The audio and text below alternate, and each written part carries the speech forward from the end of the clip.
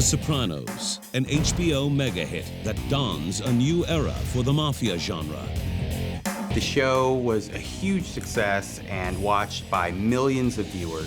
Sadly, within those millions of viewers, there was one who thought that this might be a how-to to commit murder and get away with it. For Jason Bautista and his half-brother Matthew Montejo, The Sopranos holds the key to a better life. Mom, sit down, Jason!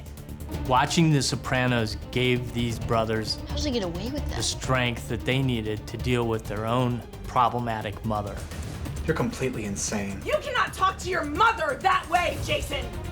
And ultimately, it was The Sopranos that gave them the blueprint Do you think you could ever kill someone? Not really. to commit a crime that Tony Soprano might have done himself. When these brothers follow in the footsteps of Tony Soprano, there's no limit to their bloodshed. He was going to use the episode of The Sopranos to help him dismember the body and get rid of the body. It's a copycat killing that hits close to home and tears one family completely apart. He realized that eventually he would have to do something about it. I want to kill her. You can't just kill her. And that something was gonna be murder. I'm tired of hearing your voice. Someone help me! What stands out to me about this case is it's really difficult to paint a black and white villain. But here you have just a tragedy on every level.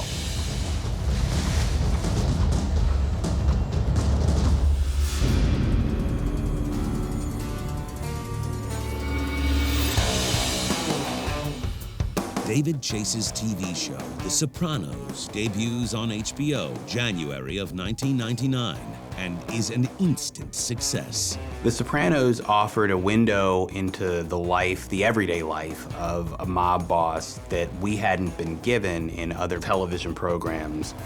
Tony Soprano, brilliantly played by the late James Gandolfini, is a high-ranking member of a New Jersey mafia family. When you compare Tony Soprano to other crime bosses that we've seen in The Godfather and The Untouchables and Goodfellas, he just had this everyday man feel about him that I think allowed people to relate a little bit more.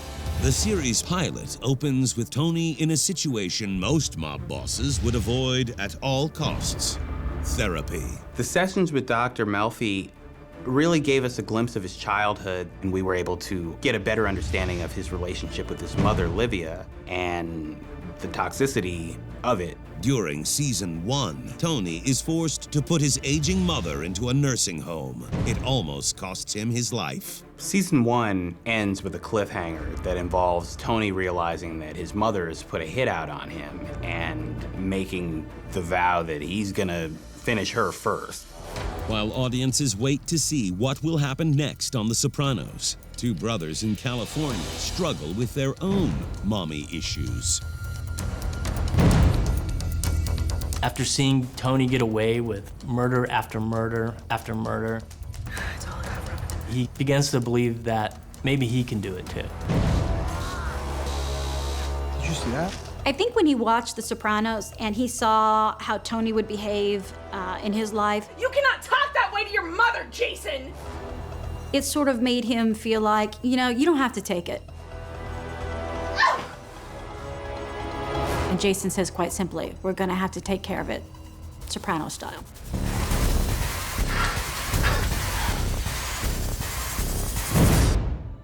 By all accounts, 20-year-old Jason Bautista and his half-brother, 15-year-old Matthew, are good-hearted kids. The boys actually were very, very close to each other, even though they weren't terribly the same in personality.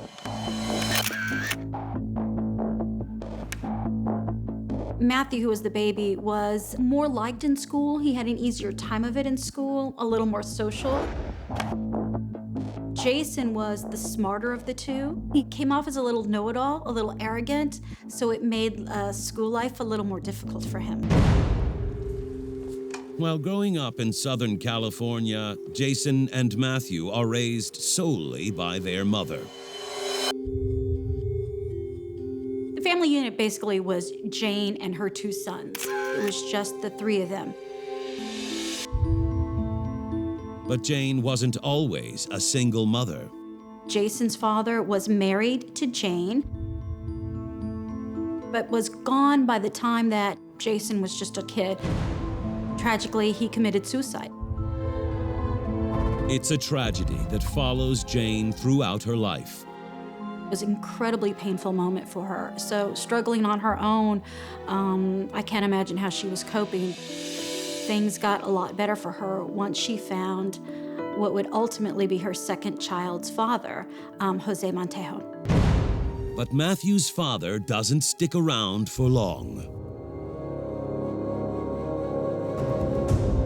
So Jane was really by herself for a while. With little money and 2 boys to raise, Jane runs a strict household.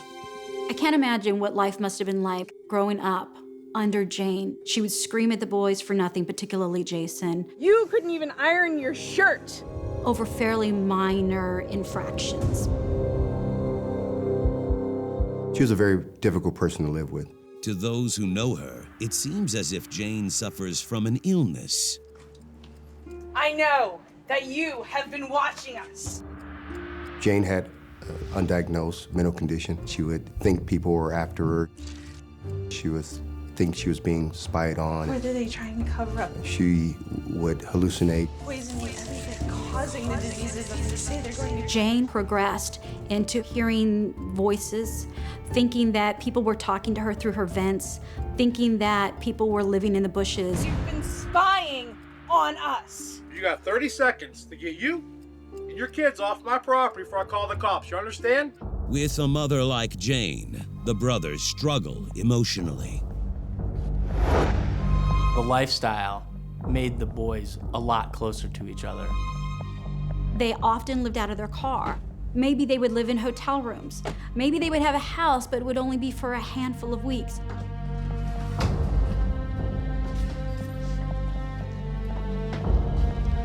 For Jason and Matthew, every fresh start eventually leads to another setback. Matt looked up to Jason almost as a father figure, and Jason often felt that he had to protect Matthew from the insanity that they had to deal with day after day. Can you believe that he had the nerve to kick us out of our home? Come on, just forget about it. As a means to escape their troubled home life, Jason and Matthew spend most of their days at school. Jason excels in his studies and hopes one day it will lead to a better life.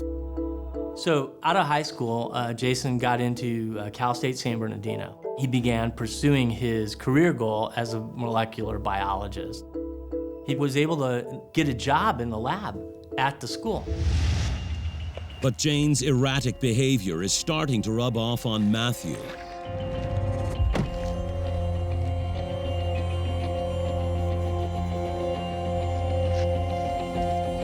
What are you thinking? Why are you getting into fights, huh? You have to straighten up. I'm trying to make sure we have a better life. Do you understand? Yeah. Jason knows he has to do something to protect his little brother. And one of America's most popular television shows will show him how. One of the things that Jason's job in the biology lab allows him to do is watch a lot of television.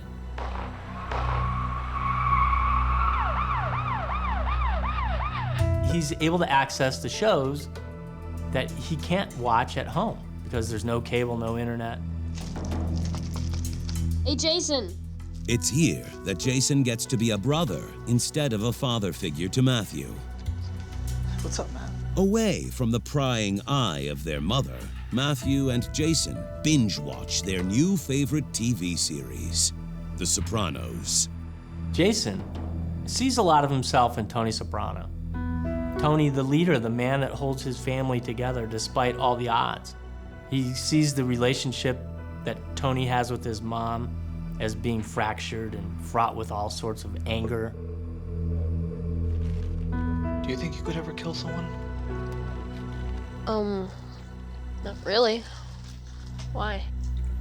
I don't know. I think about it sometimes. I think when he watched The Sopranos and he saw how Tony would behave in his life, it sort of made him feel like, you know, you don't have to take it. One particular theme in season 1 resonates with Jason. When Tony's mother takes out a hit on his life, Tony doesn't waste any time getting even.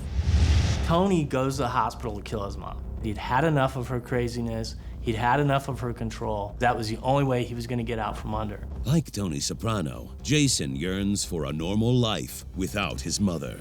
As he watches episode after episode, the seed is planted. Yeah, that was crazy. The two boys had watched this one particular episode and watched it multiple times, in fact, where Tony gets rid of one of his guys by killing him. That was real cool. And then he cuts off his hands and cuts off his head.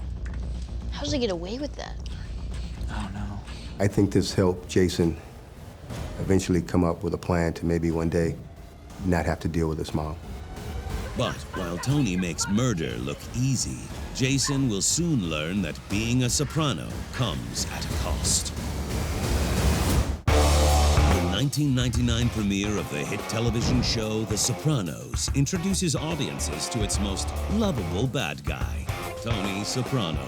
In a typical episode of The Sopranos, we watch Tony cheat on his wife, we watch him violently assault someone, and then generally share moments and dinner with his family. But no matter what horrific things Tony has planned for those that get in his way, each week he's back in his therapist's office, trying not to spill too much information. We find out that a lot of the stress and the situations that he's in are almost minuscule compared to the relationship that he has with his mother that's caused so much turmoil within him. In California, 20-year-old Jason Bautista and his younger brother Matthew are having similar issues with their mother, Jane. She was in the throes of a mental illness, You've been spying on us. and she needed help. And she never got it. The more Jason suffers through his mother's mental illness, the closer he feels to his TV icon, Tony Soprano. You can imagine that a kid like Jason seeing this wants to model that, wants to be that guy, wants to be strong, wants to be the breadwinner.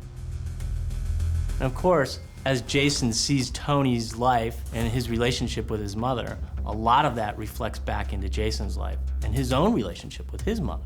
Do you think you could ever kill someone? Not really. Why? I don't know. I think about it sometimes.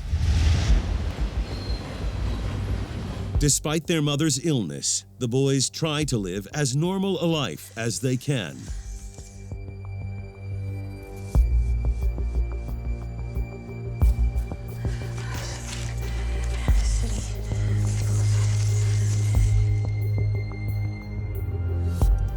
The best way you can describe Jason and Matthew's relationship with their mother, it's like walking on eggshells. No, does not exist. They were worried about the thing that could tip her over the edge. Yes.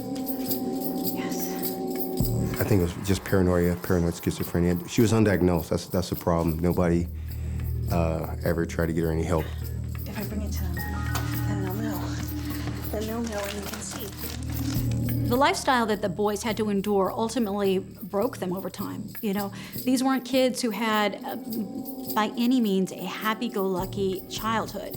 And so living in that stressful environment constantly made them nervous wrecks, particularly Jason. I can't find it. Where did it go? What are you looking for? Jason, where is it? Where did it go? Jason, where did you put it?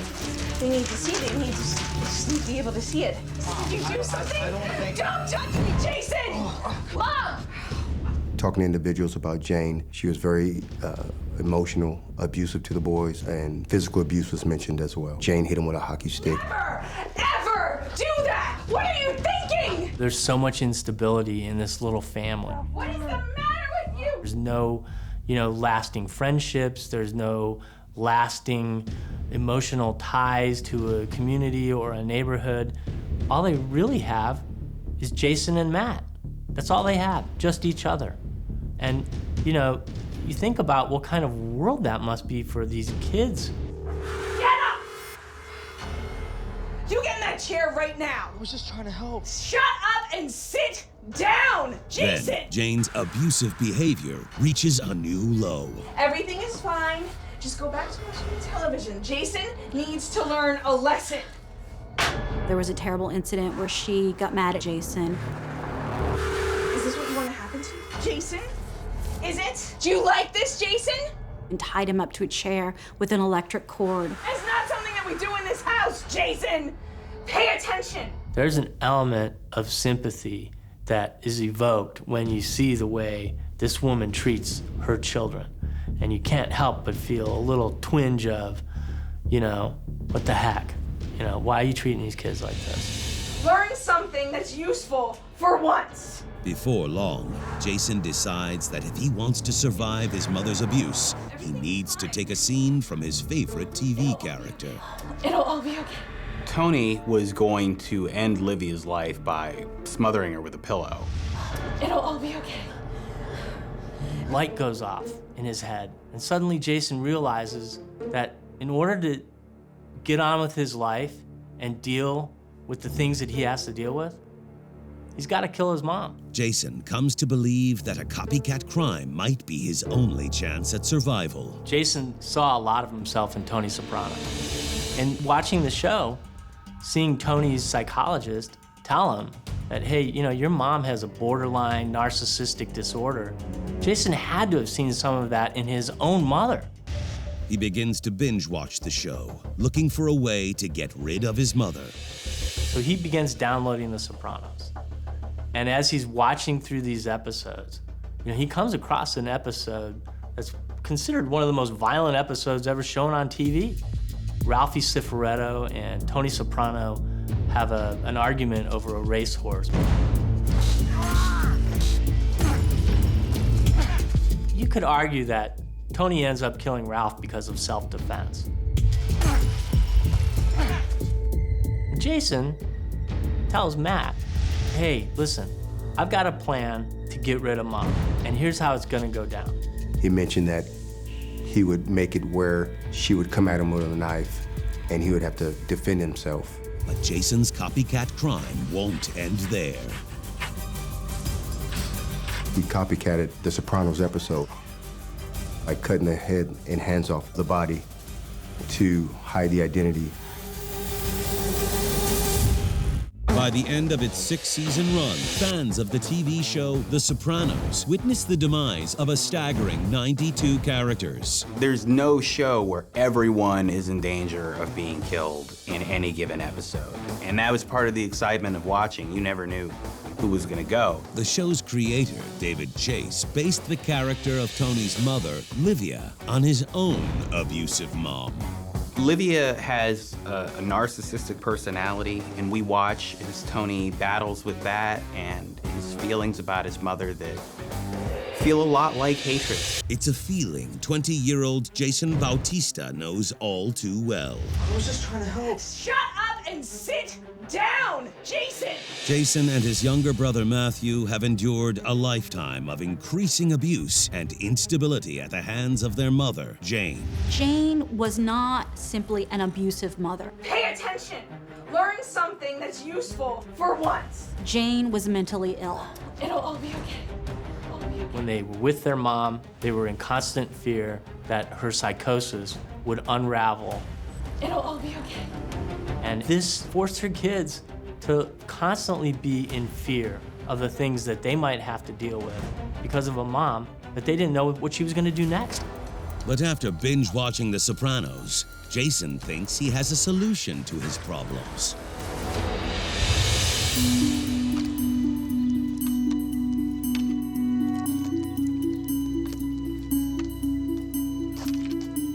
Gotten better. Practicing a lot more recently. Jason so craved a normal life. He just wanted it so badly, and he saw what other people had. He saw his neighbors, he saw other kids at school, and he was frantic for it. I don't like the way things have been going lately. I don't like the way she's talking to us, and I don't like the way she's been treating us. It's wrong. So wrong. I know, but are we gonna do about it? After years of abuse, Jason comes up with an ominous ultimatum. I want to kill her. Jason. I hate Mom too, but you can't just kill her. We get caught. We'd be smart about it, like Tony Soprano. There's no way they would find her. I don't know. Jason told him that if Jane ever started up an episode again and was going to uproot their family and move them, that he was going to kill her, he was going to strangle her, and they wouldn't have to deal with her anymore. Jason hopes that he can entice his mother to attack him so that the murder looks like self-defense. Matt, I love you. You're my brother. We gotta stick together. All right? I'm doing this for us. Okay.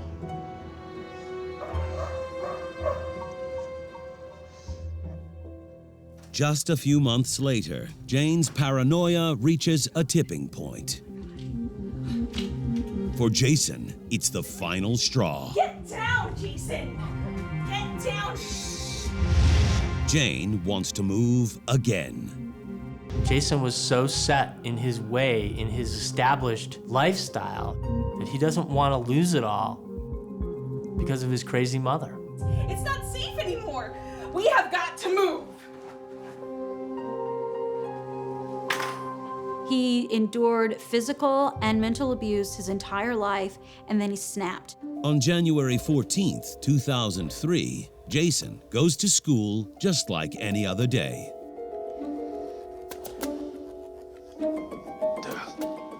Never ceases to faze me. People crying over dying. Jason, for some reason, started singing this very odd, very dark song. Never ceases to faze me. People crying over dying. And he would say it over and over and over again. Friends of his said that they were kind of irritated. Never ceases to faze me. Never ceases to faze me. And talking with that Jason's friend, little did she know, with Jason saying those lyrics over and over again, what was really going to happen. People crying over dying. Turns out the name of the song was called Kill Your Parents. That's how they control us. That's how they do it. We have to just figure it out and figure out where he's... After class, Jason returns home with one motive in his mind. It's all a cover-up, and that is how they control us. I just have to figure it out. Keep putting it together. Mom. Jason! What are you doing? You scared the crap out of me. He knows, because he's experienced it before, that the more he challenges her, and the more he gets under her skin, and the more he tells her how crazy she is, the more likely it is to set off a violent episode. Jason, I saw them the other day. I saw them at the mailbox when I went out. He's responsible. I think he's the one. You're out of your mind. What? What did you say to me? His challenging of his mother enrages her, and she comes after him. And he knows that this is that moment. You heard me. You're completely insane. Jason took this opportunity. He knew what was about to happen. He mentioned to Matthew to go in another room. The hell I am. You cannot talk to your mother that way, Jason! And why not? With his younger brother, Matthew, out of harm's way, Jason incites a fight in hopes of claiming self-defense. There's no way of knowing what Jason is thinking as this attack ensues. Oh, Jason! But one can surmise that all the fury, all the rage, all the pent-up anger of years of abuse is just come pouring out. Before he knows it, Jason strangles his mother to death.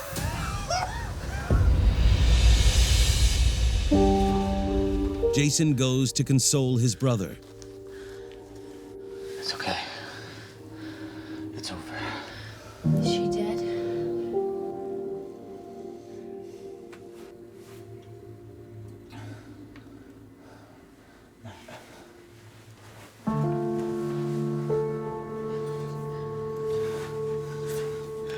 I had to. When Matthew comes out and discovers his mother's lifeless body on the floor, he doesn't feel sadness. He's not overcome with tears.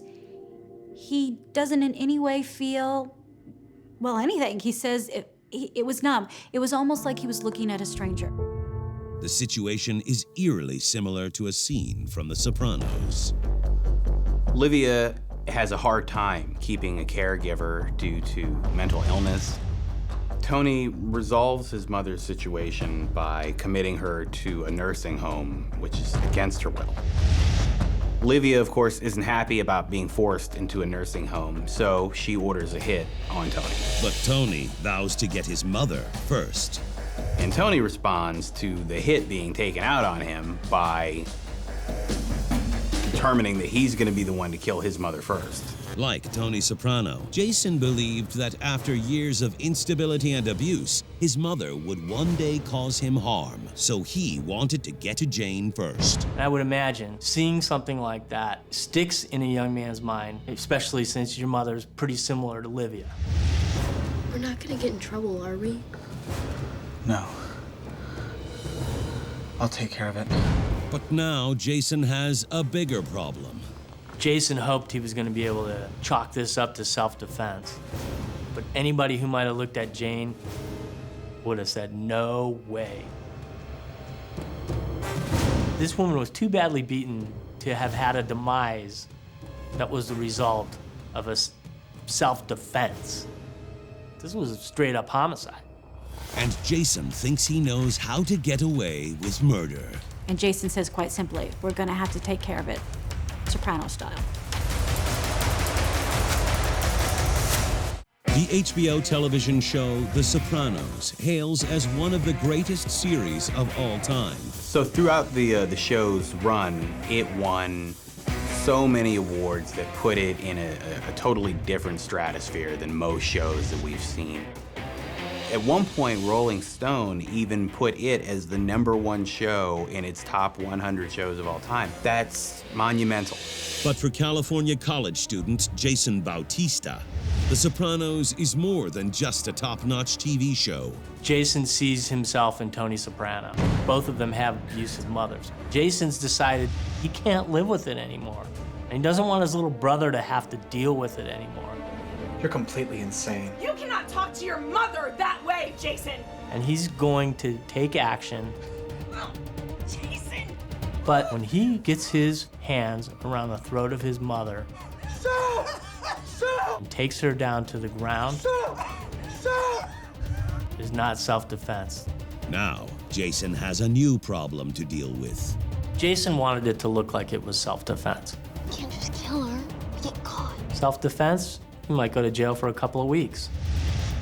Jason realized he could handle a couple of weeks. We'd be smart about it, like Tony Soprano.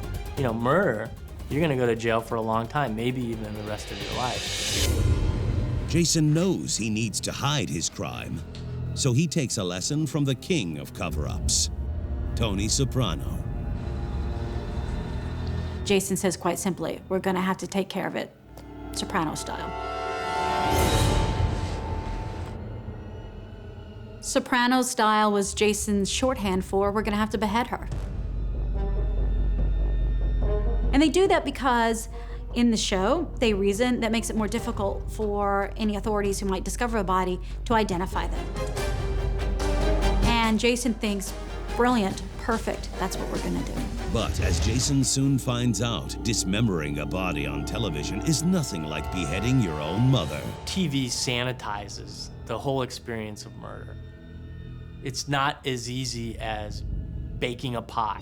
And while this Sopranos episode is instructional, it doesn't tell you all the feelings and emotions that are gonna happen following a murder as gruesome as Jane's murder.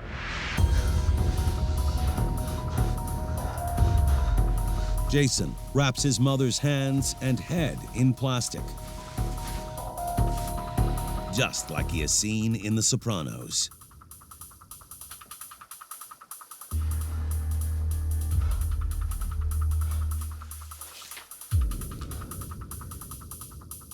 You gotta figure that if he watched that episode of The Sopranos closely, that he knew that this was a two-part disposal process.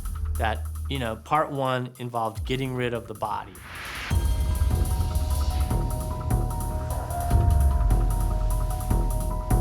And part two involved getting rid of the head and the hands.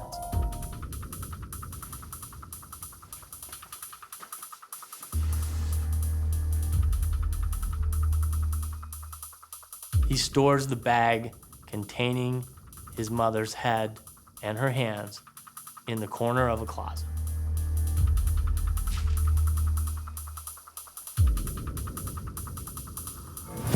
Jason and Matthew take the rest of their mother's remains to a construction site 1 hour away from their home. You know, it's the middle of the night and it's dark. Everybody's asleep. Here's this dumpster. Jason tells Matt, this is the spot. Matt doesn't really know what the spot means, but he knows what his brother means. And they get out of the car with the intent of taking their mother's body, wrapped in a sleeping bag, and throwing her, or what's left of her, into this dumpster. But just like an episode of The Sopranos, nothing goes off without a hitch. What are you doing up there? A security guard catches the brothers in the act. Hey, hey! I said, what are you doing up there? And when he confronts these two individuals about not dumping the trash and putting it back in their car and getting out of there, Get back here! he saw a human foot come from a sleeping bag that they were carrying. Get back here! Go, go, go, go. The security guard ends up taking down the license plate because he's not a cop, right? And even though he's armed that night, he's not looking for violence. That's really more for self-protection.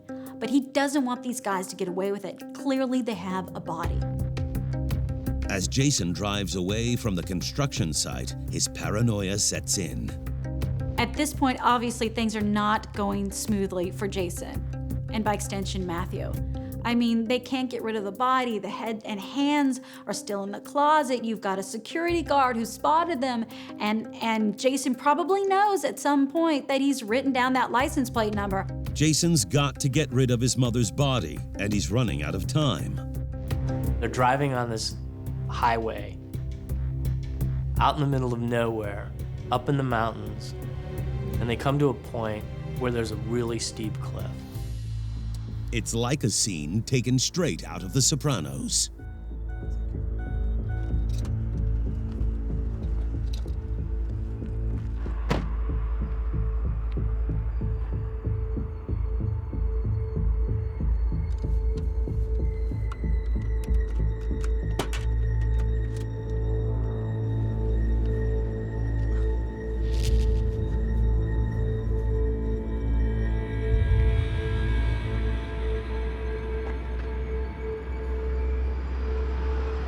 Jason gets out, takes the body, and heaves it off the side of the cliff. Which, by the way, is the exact same thing that happened to Ralphie Cifaretto in The Sopranos. With his mother dead, Jason thinks that his life will finally be normal. You don't have to worry about her anymore. I love you, man. Everything's gonna be okay. The same cannot be said for Matthew. Matt was not feeling the same sense of freedom that Jason was feeling. Matt was scared. He didn't know what to do. He needed his brother, but he loved his mom. His mom was dead, dumped off the side of the road. His family is, for what it's worth, suddenly not really there anymore. The brothers' terrible secret won't stay hidden for long. So it's morning, commute hour. Jane's body has been dumped off the side of a road that's a pretty well-traveled corridor. driver on the Ortega Highway spots something unusual just down the side of the road. Detective Andre Spencer is one of the first officers to arrive at the scene. I knew it was the body of a female, white female, red hair on her skin. But the head and hands were gone. We knew it was going to be a difficult case. Police need to identify the victim if they want to solve the mystery. I knew I needed assistance from the public and from local law enforcement. What we did was we sought help from the media. And that's when a witness comes forward. So I just have a few questions for you, and then you can go on with your day. Okay. So, tell me about the boys last night. If I saw them, I know I could pick them out. There were two young kids. What are you two doing up there? The smaller one was wearing a fuchsia-type shirt. Skinny kid, short hair, dark sweatpants. The taller one had on a shirt, khakis. Tell me again, what exactly did you see? I saw him and his brother at the dumpster. Hey. They had a brown sleeping bag with something heavy inside. I swear I saw part of a foot sticking out of it. Officers get the license plate from the security guard and trace the car. But once I got that license plate number, I immediately began to do research on that vehicle through the Department of Motor Vehicles. And that license plate number came back registered to Jane and Jason Bautista. That's when things start to come together. With that information, I also put up the DMV photos of those two individuals. And as soon as I saw the photo of Jane Bautista, I knew that was my victim. The security guard from the construction site confirms the detective's suspicion.